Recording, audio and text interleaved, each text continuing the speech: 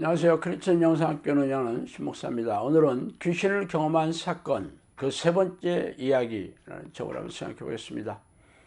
제가 최근 귀신을 경험한 사건을 줄지어 올리는 이유는 그동안 사람들이 귀신에 대한 잘못된 견해를 바로잡기 위함이며 귀신에 대해 문제에서 속수무책으로 당하고 있는 크리스천들에게 이들의 무시무시한 실체를 알리기 위해서예요.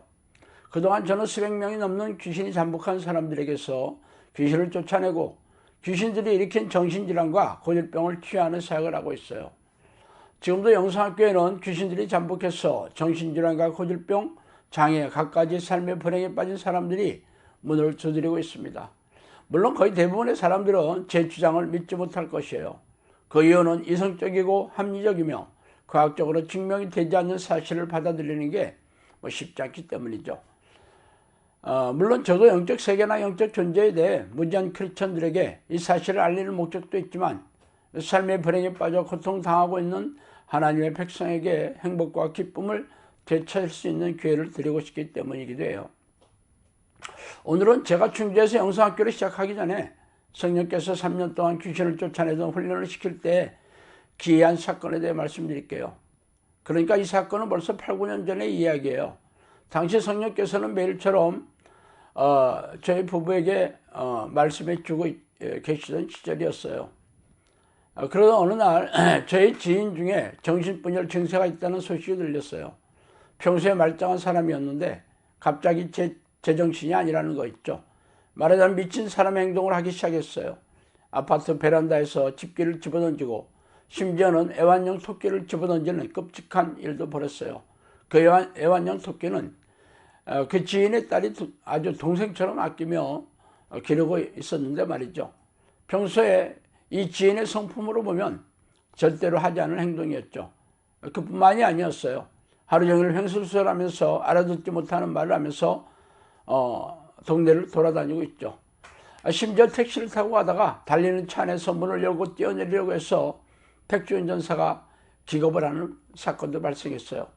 그때 머리를 다쳐 커다란 상처가 나기도 했죠. 그뿐만이 아니었어요. 그분이 사는 아파트는 기차철로 옆에 있었는데 갑자기 길을 가다가 달리는 기차에 뛰어들려고 해서 이를 본 사람들이 기겁하고 말리기도 했습니다. 그 중에서도 앞건은 밤에 잠을 자지 않고 아파트 주변을 배회하는 것이었어요. 깜깜한 밤에 소리 없이 어떤 여자가 아파트 단지 주변을 돌아다니고 있다면 주민들이 얼마큼 무섭고 놀랐는지 생각해 보세요. 당연히 주민들은 경찰에 신고를 해서 여러 번 경찰이 찾아왔었죠. 그러나 밤에 잠을 자지 않고 돌아다니는 게 무슨 특정한 범죄가 아니기 때문에 집으로 데려다 주고 돌아오곤 했습니다. 그러나 한두 번도 아니고 밤마다 나와서 돌아다니고 있기 때문에 주민들이 불안과 공포에 시달리고 있었어요. 그러자 할 수 없이 그 남편은 이 지인을 데리고 병원을 찾을 수밖에 없었죠. 그때 이 남편이 저에게 전화를 해서 병원에 같이 갈 수 있냐고 물었어요. 그래서 저는 종합병원에 가는 길에 동행하기로 했죠. 이번에 검진을 맡은 정신과 의사는 한마디로 정신분열 중증이라고 말했어요. 그도 그럴 것이지 대화도 되지 않고 혼자서 횡설수설하고 있기 때문이에요. 의사는 정신병원에 격리해서 치료를 하며 10년 이상의 시간이 걸릴 것이라고 말했어요. 그런데 문제는 병원비였어요. 하루에 10만 원 이상의 병원비가 필요했죠. 말하자면 한 달에 300만 원 이상의 엄청난 비용이 들어야 정신병원에 입원할 수가 있어야 한다고 했어요. 그러나 이 부부는 임대아파트에 살면서 겨우 입에 풀칠하는 공공한 형편이었죠. 그래서 쓸쓸히 발길을 돌리고 집으로 돌아올 수밖에 없었어요. 그때 갑자기 제 머리에 불쑥 들어오는 생각이 있었습니다.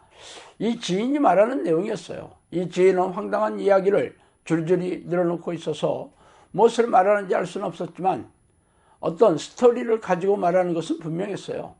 그러나 정신분열이 되어 미친 상황이라면 특정한 스토리 이야기를 할 수 없지 않아요? 그냥 하루 종일 희죽희죽 웃거나 아무도 알 수 없는 음절만을 무한 반복해서 말하지 않습니까? 그런데 제 눈에 보기에는 황당한 말을 하긴 했어도 분명 어떤 스토리를 가지고 말하는 것이 분명했어요. 그러나 당시 저는 귀신의 공격이나 증세에 대해 자세히 알지도 못하였고 귀신을 쫓아낸 적도 한 번도 없었어요. 물론 귀신을 쫓는 현장에 가서 구경을 한 적도 없었죠. 그러나 혹시 이 지인의 문제가 정신이 분열되거나 미친 게 아니라 귀신의 공격 때문이 아닐까라는 생각이 들어왔어요.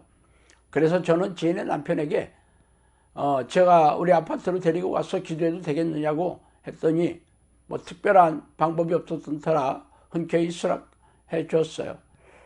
그래서 그 길로 그 지인을 저의 아파트로 데리고 왔죠. 그런데 문제는 이 지인이 밤새도록 잠을 자지 않는다는 거였어요. 눈동자를 보면 초점이 없어 마치 눈알이 움직이지 않는 물고기 눈동자처럼 섬뜩하게 보였어요. 당시 저는 아내와 아파트에서 단둘이 살고 있었으며 부부가 잠을 잘 때 이 지인이 무슨 사고를 칠지 몰라 아내와 번갈아 가면서 부추를 쓰면서 이 지인의 동태를 살폈죠. 또한 집안에 흉기가 될 만한 칼이나 가위 등을 숨겨놓기도 했어요. 그래도 이 지인이 전혀 모르는 사람이 아니라 알고 지냈기에 다행이라면 그게 다행이었죠. 어쨌든 제가 할 수 있는 일이라고는 귀신을 쫓아내는 기도를 하는 일이었죠. 지금이야 수백 명의 사람들에게서 귀신을 쫓아내는 사역의 경험이 있어 뭐 이런 사태가 아무것도 아니었겠지만 당시에 저는 귀신을 쫓아내는 기도를 한 번도 한 적이 없어 무척이나 낯설고 두렵기도 했어요. 그러나 이 지인이 불쌍하고 이 가정이 너무도 안 됐기에 지푸라기라도 잡는 심정으로 아내와 함께 축출 기도를 하기 시작했던 것입니다.